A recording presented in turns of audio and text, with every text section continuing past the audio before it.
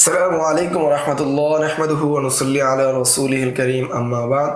আজকের এই দর্সে আমরা আলোচনা করব যে মাশায়েখদের যে তাখরিজাতগুলো রয়েছে, মাশায়েখরা যে মাসলাগুলো বের করেছেন, যে মাসলাগুলো ইমামদের নস নেই, সেই মাসলাগুলো কি মাযহাবের বাইরে থাকবে না ভিতরে অন্তর্ভুক্ত হবে, তা নিয়ে আজকের এই দর্সে আমরা আলোচনা করব।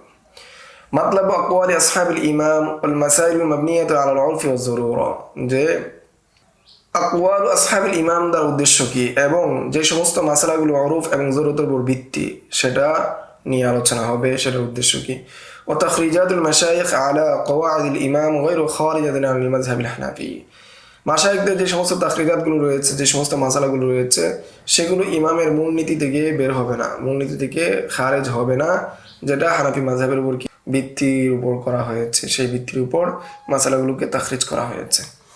والحاصل সম্মুখ কথা হলো আন্নামা খালাফা ফিহি আসহাবু ইমামাহুমুল আযম, যে সমস্ত মাসলা মাসাইলের বিষয়ে যে ইমামে আযমের কি করেছে, মুখালাফাত করেছে তার ছাত্ররা, লা ইয়াখরুজু আন মাযহাবিহি ইযা রাজ্জাহাল মাশায়েখুল মুতাবারুন, যে যদি তাদের আকওয়ালগুলোকে ইমাম আবু ইউসুফের অথবা ইমাম মুহাম্মদের অথবা ইমাম জুফারের কোনো কৌলকে যদি মাশায়েখরা গ্রহণযোগ্য যে মাশায়েখ যারা রয়েছেন তারা যদি তারজিহ দিয়ে থাকেন, তাহলে সেটা মাযহাব থেকে বের হবে না।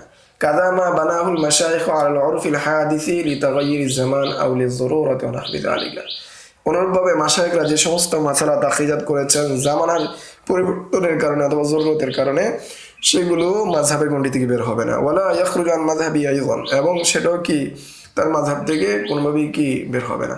লিআন্নাহুমা রাজ্জাহু লিতারজিহি দালিলিহি ইনদাহুম মাযুনুন বিহি মিন জিহাতিল ইমাম, কেন তারজিহ দিয়েছেন তাদের নিকট দলিল থাকার কারণে, আবার সেই দলিল অনুযায়ী আমল করার অনুমতি ছিল তাদের ইমামের পক্ষ থেকে।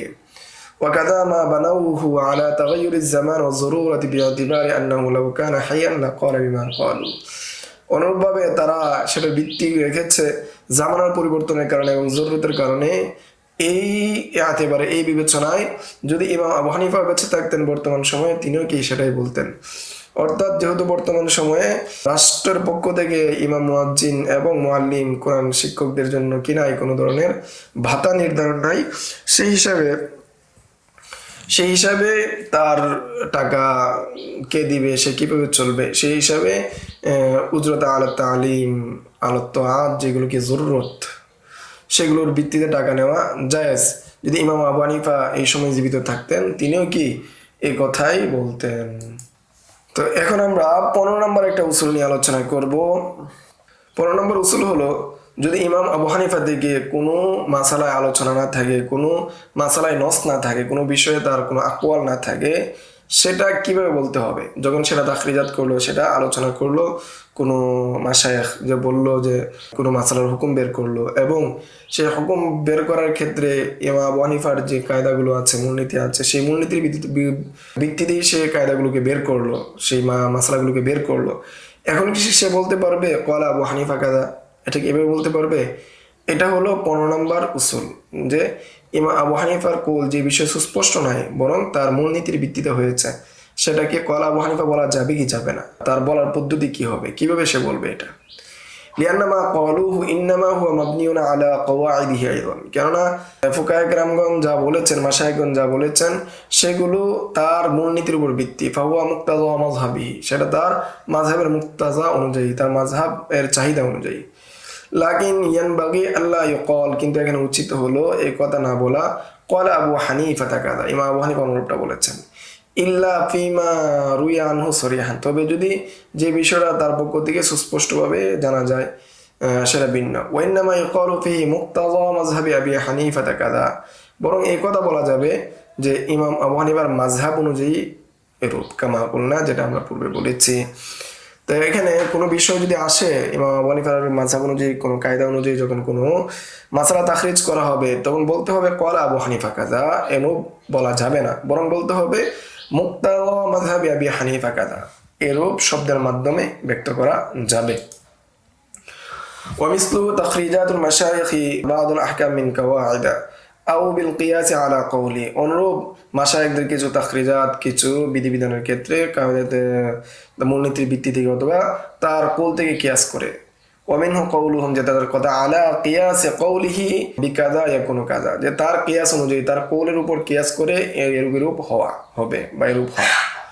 ফাহাদা কুল্লু লা ইউকালু ফি ক্বালা আবু হানিফাতা, এই সব ক্ষেত্রেই কি বলা যাবে না ইমাম আবু হানিফা অনুরূপটা বলেছেন। নাম ইয়াসিহু আন ইউসাম্মা মাযহাবুহু বিমানা আন্না কওলা আহলি মাযহাবিহি আও মুক্তাদা মাযহাবিহি, এটা বিশুদ্ধ রয়েছে, এই কথা বলা যাবে যেটা মাযহাবুহু বিমানা আন্না কওলা আহলি মাযহাবি, যে এই মাযহাবের আহাল যারা রয়েছে, এই মাযহাবের ইমাম যারা রয়েছে, মাশায়েখ যারা রয়েছে, তাদের কওল অথবা তার মাযহাবের মুক্তাদা অনুযায়ী এটা বলা যাবে। وعن هذا ما قال صاحب الدرر والغرر في كتاب القضاء, এর উপর ভিত্তি করে صاحب الدرر والغرر তিনি কিতাবুল কযার মধ্যে বলেন, إذا قضى القاضي في مجتهد فيه بخلاف مذهبه لا ينفذ, যদি কোনো বিচারক নিজে ইজতিহাদ করে বিচার করে, তাহলে সেটা কি হবে না, নাফেজ হবে না, সেটা কার্যকর হবে না। قال في أصل المذهب كالحنفي, যেমন মূল যে মাযহাব, আসল যে মাযহাব যেমন হানাফি, إذا حكم على مذهب الشافعي أو نحوه أو بالعكس, যে যদি হানাফি মাযহাব যারা রয়েছে, আসলে মাযহাব, তারা যদি কি কোনো কারণে শাফি মাযহাবের উপর হুকুম দেয়, অথবা অনুরূপ অন্য কোনো মাযহাবের হুকুম দেয়, অথবা হানাফি মাযহাবের বিপরীত হুকুম দেয়, সেটাও কি হবে না, কার্যকর হবে না। وأما إذا حكم الحنفي بمذهب أبي يوسف ومحمد ونحوهما من أصحاب الإمام, আর যদি হানাফিরা ইমাম আবু ইউসুফ, মুহাম্মদ অথবা তার সাথী যারা রয়েছে, তার ছাত্র যারা রয়েছে, তাদের কারো কথার উপর যদি হুকুম দেয়, ফালাইসা হুকমান বিখিলাফি রায়ি, তাহলে সেটাকে তার রায়ের, ইমাম আবু হানিফার রায়ের বিপরীত হিসেবে গণ্য করা হবে না, বরং মাযহাবের হুকুম হিসেবে কি করা হবে, গণ্য করা হবে। আজকের দর্স এই পর্যন্তই। আসসালামু আলাইকুম ওয়া রাহমাতুল্লাহ। يؤتي الحكمة من يشاء ومن يؤت الحكمة فقد أوتي خيرا كثيرا وما يذكر إلا أولو الألباب.